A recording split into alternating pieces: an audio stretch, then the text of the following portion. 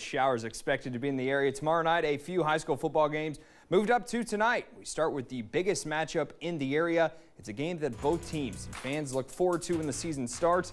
New Hanover hosting Hoggard. Let's get out to Legion. Both teams enter tonight's contest undefeated in conference. Consider this game the one who takes the Mid-Eastern Conference, and the Vikings waste no time. First play, Kenneth Marshall makes two people miss, and he is gone 78 yards. That's what you call a statement score. Wildcats would have their first possession. Blake Walston at quarterback. He will go to the right, trying to throw it in the flats, and Cade Edwards cuts in for the NIT. And the Vikings, well, he would have two on the night. That sets up Gabe Johnson in the red zone. He connects to Anthony Schiavone, who cuts back in and finds the end zone. We're not one whole 2 minutes in, and it's already 14-0. These guys would connect later. New Hanover would get stuffed at midfield, give the ball back. Johnson from 30 yards out sends it to C.J. Pitkin. He comes down with it. Hoggard would go up by 24, and they would never give the Wildcats a chance to respond. It all started Vikings. That's how it ends, folks. Hoggard wins it over New Hanover in convincing fashion tonight at Legion Stadium, 38-0, the final score.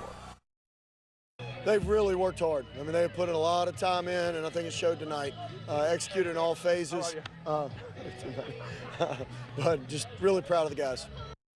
That's back-to-back Mid-Eastern Conference titles. The Vikings alone at the top of the conference. They'll host Laney next week. And from one Mid-Eastern Conference to another, we go up the road to Hampstead. Topsail playing host to North Brunswick. And the Scorpions, where they're trying to play spoiler early in this one. Check this play out. Rodmel Lauer in the quick pass in the flats to Kwesi Clark. Just look at the junior go, slicing and dicing his way down the field, making a man miss. Big score on the opening drive. It's 7-0 North Brunswick.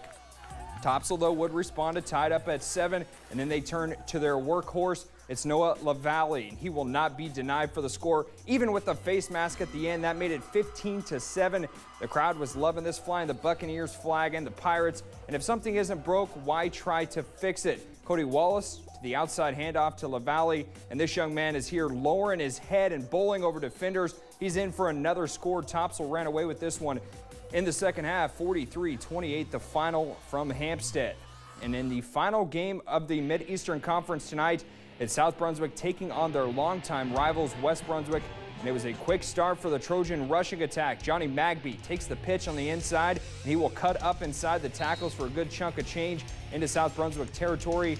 And that would lead to this. Trey Bell in the jet sweep finds the edge, picks up a few huge blocks out front. He cruises in for the score to give West the early lead in this one. And from the get-go on the road, well, the Trojans were in control on both sides of the football. They showed that they could run the football here, knocking off defenders, and that would set up this. Jay Fletcher, he can hand off the ball, but he can also toss the rock as well. He'll roll out to his right and find David Warth, and Warth says, hey, I can take that, and I can find pay dirt. He bounces off defenders, in for the score, another one. And just look at this West Brunswick Trojan team. They continue to roll. They take out South, winning this one and the rivalry game 20-7, the final score. One great night of high school football is in the books, folks. For now, that's going to do it for sports tonight. But don't forget, the fifth quarter tomorrow, be back in action.